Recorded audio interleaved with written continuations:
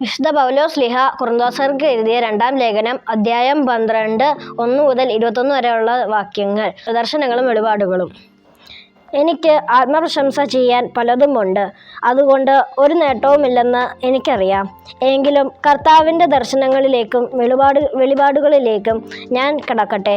14 വർഷം മുൻപ് 3-ാം സ്വർഗം വരെ ഉയർത്തപ്പെട്ട ഒരു മനുഷ്യനെ ക്രിസ്തുവിൽ എനിക്കറിയാം. ശരീരത്തോടു കൂടെയോ ശരീരം കൂടാതെയോ എന്നെനിക്കറിവില്ല, അത് ദൈവത്തിനെ അറിയൂ. ഈ മനുഷ്യൻ പറുദീസായിലേക്ക് ഉയർത്തപ്പെട്ടു എന്നെനിക്കറിയാം.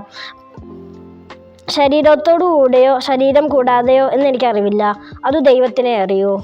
അവാച്യവും മനുഷ്യന് വിവരിച്ചു കൂടാത്തതുമായ കാര്യങ്ങൾ അവൻ കേട്ടു.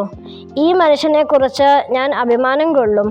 എന്നെക്കുറിച്ച് സ്വന്തം ബലഹീനതകളിലല്ലാതെ ഞാൻ അഭിമാനം കൊള്ളുകയില്ല. ആത്മപ്രശംസയ്ക്ക് ഇച്ഛിക്കുന്നെങ്കിൽ തന്നെ ഞാനൊരു ഭോഷനാവുകയില്ല.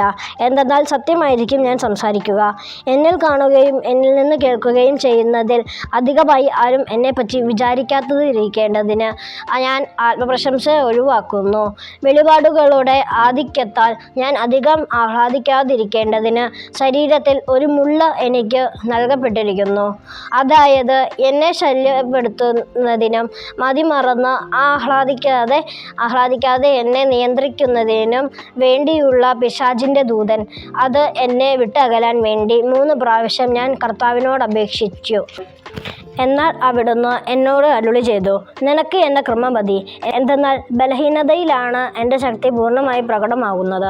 ക്രിസ്തുവിൻ്റെ ശക്തി എൻ്റെ മേൽ ആവസിക്കേണ്ടതിന് ഞാൻ പൂർവ്വാധികം സന്തോഷത്തോടെ എൻ്റെ ബലഹീനതയെക്കുറിച്ച് പ്രശംസിക്കും.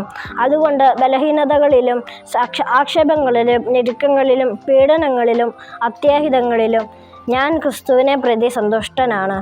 എന്തെന്നാൽ ബലഹീനനായിരിക്കുമ്പോഴാണ് ഞാൻ ശക്തനായിരിക്കുന്നത്.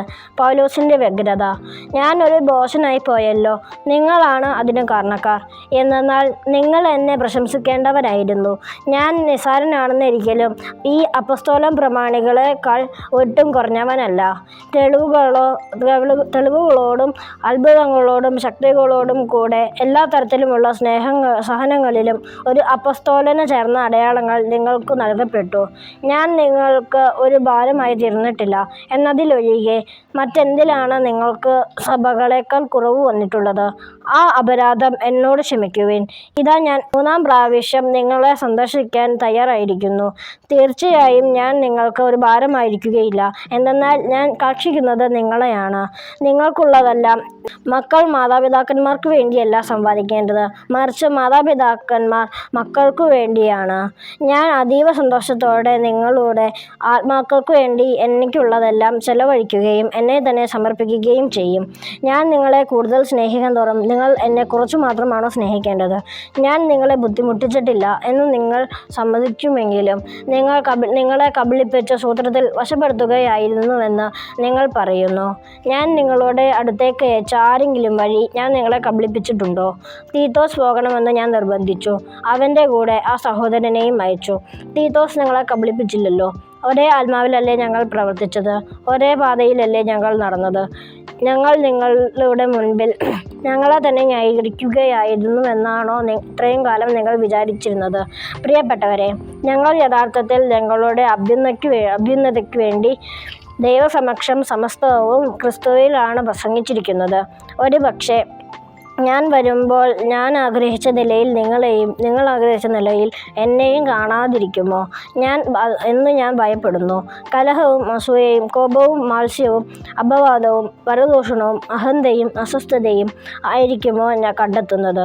ഞാൻ വീണ്ടും നിങ്ങളുടെ അടുക്കൽ വരുമ്പോൾ എൻ്റെ ദൈവം എന്നെ നിങ്ങളുടെ മുൻപിൽ എളിമപ്പെടുത്തുമോ എന്ന് എനിക്ക് ഭയമുണ്ട്. നേരത്തെ പാപം ചെയ്തവരും എന്നാൽ തങ്ങളുടെ അശുദ്ധിയെക്കുറിച്ചും വ്യഭിചാരത്തെക്കുറിച്ചും ശക്തിയെക്കുറിച്ചോ പശ്ചാത്തപിക്കാത്തവരുമായ അനേകരെ ഓർത്ത് വിലപിക്കേണ്ടി വരുമോ എന്ന് ഞാൻ ഭയപ്പെടുന്നു.